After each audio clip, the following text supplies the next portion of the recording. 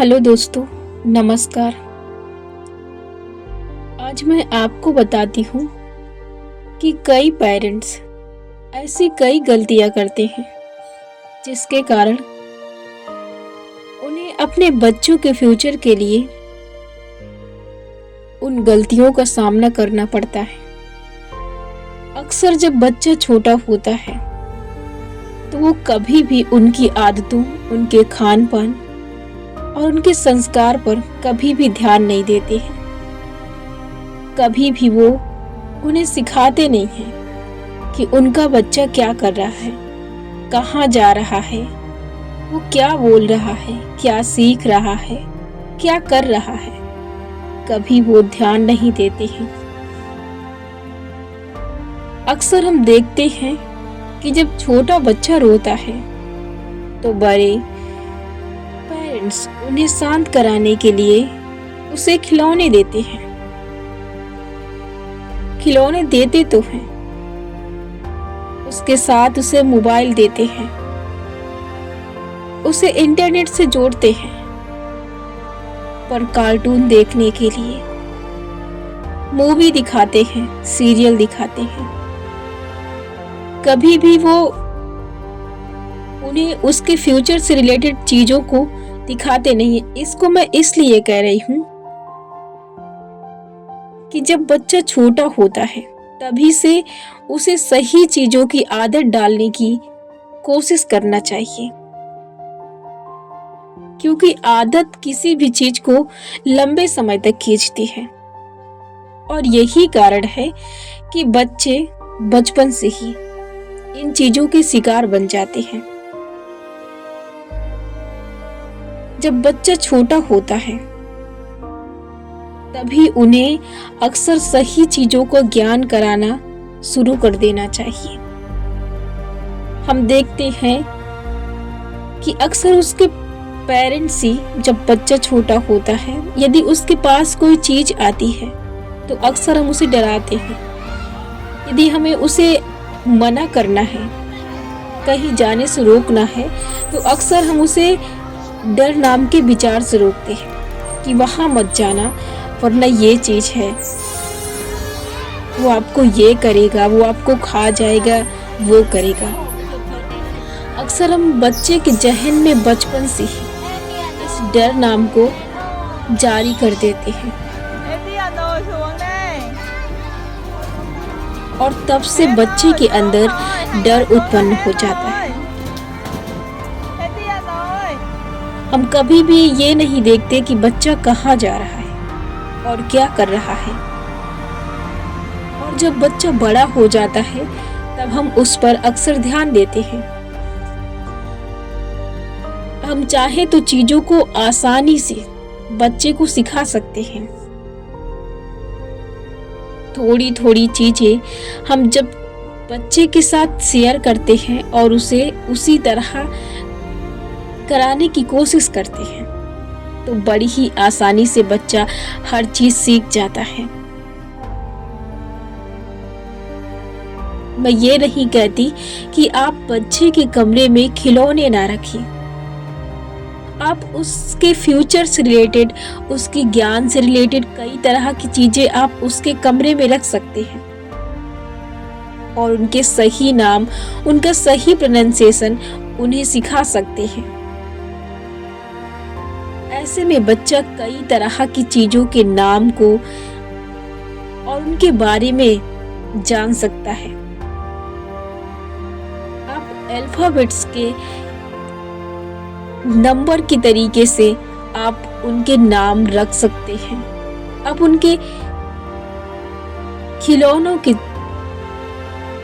तौर पर उनके रूम में उन्हें रख सकते हैं सजा के।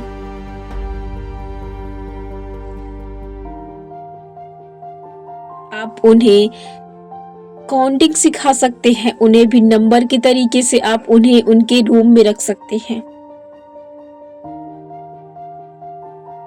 आप अपने बच्चों से बात कीजिए, वो किस तरह से बात कर रहा है। आप यदि अपने बच्चों को देखते हैं और उनका ध्यान रखते हैं। किसी भी चीज का शिकार, किसी भी चीज की आदत बच्चों की छोटे से पड़ती है। जब हम छोटे में ध्यान नहीं देते हैं, बच्चा क्या कर रहा है, कहाँ जा रहा है, अक्सर वो बच्चे के साथ उसकी जो आदतें होती हैं वो बड़ी हो जाती हैं।